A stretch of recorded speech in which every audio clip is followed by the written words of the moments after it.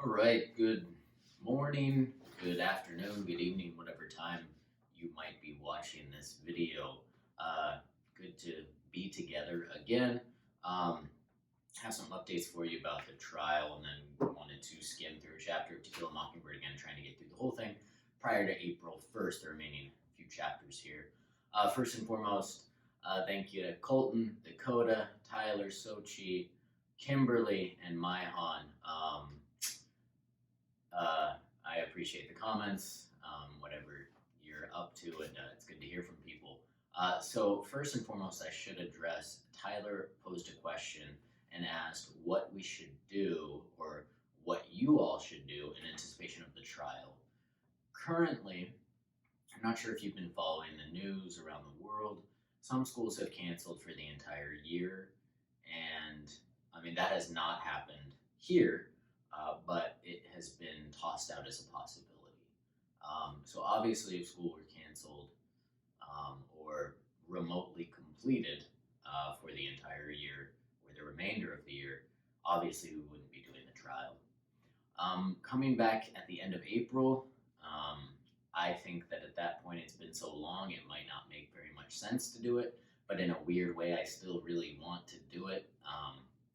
I think all in all, the most likely thing that will happen is that people will need to turn in their documents digitally, which we'll cross that bridge when we get there, which will probably begin in early April. Maybe whether that be taking a picture of it and putting it into a file and then sending it to me, but you'll probably just be assessed on your um, notes, unfortunately. It disappoints me a lot. That's one of the things I look forward to the most every year, and I was really, really, really looking forward to that activity with all of you. So that is my current assessment on it. Your notes should be done already, so that should sort of maybe put you in an easy place. If everybody really, really wanted to do it again, and we were back together at April 28th, I would be totally content with taking a vote, democratically doing it, and having us do it, act it out together if you actually wanted to. But we'd have to cross that bridge when we get there. Everything, as you've seen, nationwide is very much wait and see type situation. So that is the current assessment of the trial. Yeah, so that's where we're at with that. Your notes on the text will probably have to be turned in digitally as well. That would be my assumption, my best guess as to what will happen. All right. With all that said, this is now the point that you've gotten the updates. You can shut it off if you already read the chapter. If not, I'm going to jump into some of the text and kind of go over and discuss chapter 23 with everybody who maybe has yet to read it, just wants to hear my take on some of the information. Chapter 23 is slightly longer, and it begins right after Bob Yule has attacked by spitting in Atticus's face, and the family's discussing what's going to happen in terms of that threat, what they should do about it. I picked out a couple key moments and key pieces of information that I thought were really important. It's mostly just the family at home in this chapter. So, first and foremost, something that I thought of a lot of significance was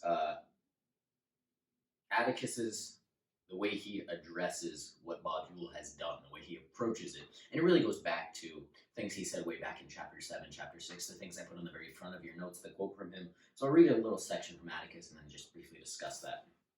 So, Jim, see if you can stand in Bob Yule's shoes a minute. I destroyed his last shred of credibility at the trial, if he had any to begin with. The man had to have some kind of comeback. His kind always does. So spitting in my face and threatening me saved Mayella Yule one extra beating. That's something I'll gladly take. He had to take it out on somebody, and I'd rather it be me than that house full of children out there. So Atticus is doing something, I mean, obviously very caring and considerate in a way. He is sort of brushing off what Bob Yule did, because he's saying that Bob Yule has this anger, this resentment, and he'd rather have it taken out on him than on Mayella or any of the other children. Now, Aunt Alexandra disagrees with that, and she thinks that Bob Yule is still going to try and get him back. And I guess we'll have to wait and see for those of you who have not read it yet. Further along in the section, they talk about capital punishment. and why they talk about how Tom, if he loses his appeal, he's going to be put to the chair. I believe that's the way that they would have killed him at the time in a legal way. Now, in class, I usually love to have a big conversation about capital punishment and whether or not it is reasonable, whether or not we should have capital punishment in the United States, whether we should have capital punishment in the entire world. And I bet a lot of you, or many of you, think that capital punishment is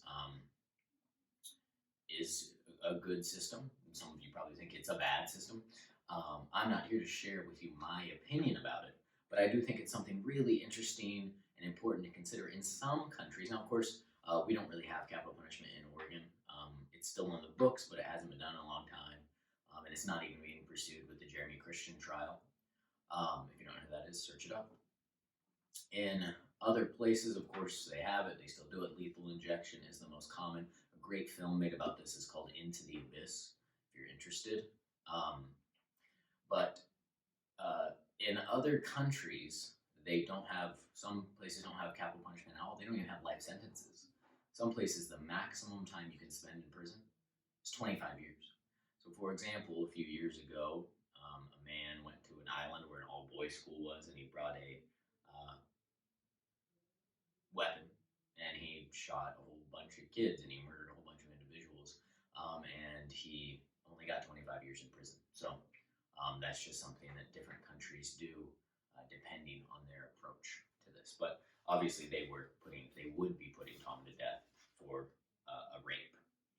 Okay, later on in the section, I have another quote from Atticus as he talks to Jem about it, as Jem's trying to understand why this is okay, why any of this happened, what's going on.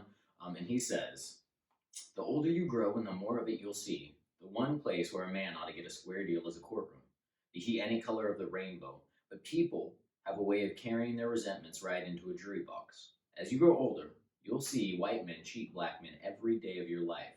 But let me tell you something, and don't you forget it. Whenever a white man does that to a black man, no matter who he is, how rich he is, or how fine a family he comes from, that white man is trash." So obviously, Atticus is talking about the value of someone based on the way they treat others. And I think that that is a reasonable way to judge other people, on how they treat others, right? People always say, like, something you can really tell about someone. You go to a restaurant, obviously pre-lockdown, you go to a restaurant, and based on the way that your date or person you're with treats the wait staff is really how they treat other people. And that's sort of what he's saying here is the treatment of the other people doesn't, the cloth they're cut from, the wealth that individual has. It's all about how they treat others. Yeah, so something to consider. All right. Aunt Alexandra has a much different view about this, and later on, she and Scout are talking about Walter Cunningham. We find out that one of the main people in the trial who didn't want to convict Tom Robinson was a second cousin of Walter Cunningham Sr., the one who went to lynch Tom. And they have this strange discussion about it. They talk about Walter Cunningham Jr., and Scout still wants to be friends with him, wants to play with him, but Aunt Alexandra does not think that she should, due to his value as a person, their wealth, his esteem. So, Aunt Alexandra says, when Scout is asking, why can't I play with him? Why can't I be friends with Walter Cunningham Jr.? She took off her glasses and stared at me. "I'll tell you why," she said. "Because he is trash. That's why you can't play with him. I'll not have you around him picking up his habits and learning Lord knows what. You're enough of a problem to your father as it is." So we see both Atticus and Alexander using this phrase. They are trash. He is trash. They would using this phrase trash to categorize people. And Atticus says it in regards to the way that someone treats others. And Aunt Alexandra's saying it as in he is trash because of his wealth and his social standing. So very differing views. The juxtaposition of their two views obviously could be analyzed over and over for your notes. Last thing I thought was intriguing and interesting to talk about is then Jem and Scout have this conversation about Walter. Scout's, yeah, of course, she's still like 9 or something, and she's quite young, and she's not really understanding why this value is being placed on him and why he's looked down so much. And Jem says, "No, everyone's got to learn. Nobody's born knowing. That Walter's as smart as he can be, but he gets held back sometimes because he has to stay out and help his daddy. Nothing wrong with him. Nah, Jim. I think there's just one kind of folks. Folks. So this is this judgment assessment of people, right? That like it doesn't matter what type of person you are, what color, race, ethnicity, gender, sex, whatever individual you are, sexual orientation, there's one type of people and it's people. And that's what they're saying. I think that's Scout actually making that comment there. Jim sort of has a differing view a little bit, and this is the first time that they bring up Boo Radley in a very, very long time. He's starting to look at all these things about the world, things Aunt Alexander says, what happens in the courtroom with the jury, and he says, I think I'm beginning to understand something. I think I'm beginning to understand why Boo Radley stayed shut up in his house all this time. It's because he wants to stay inside. Again, the idea, and this has been propositioned before, that he's staying inside because he wants to avoid other people. He wants to avoid the negativity and the horrible situations that are brought about because of other individuals. All right, that's basically chapter 23, folks. I'll probably try and get chapter 24 up later today, and my goal is to do. I've had a request, and I thought I would do it because it might be kind of fun for me to do a house tour, and I think I'll do that tomorrow and try and get that posted. So we'll see how that goes. I hope things are treating you well.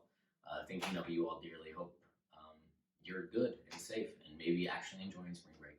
I don't know. So that's everything. I hope you take care, folks. Bye.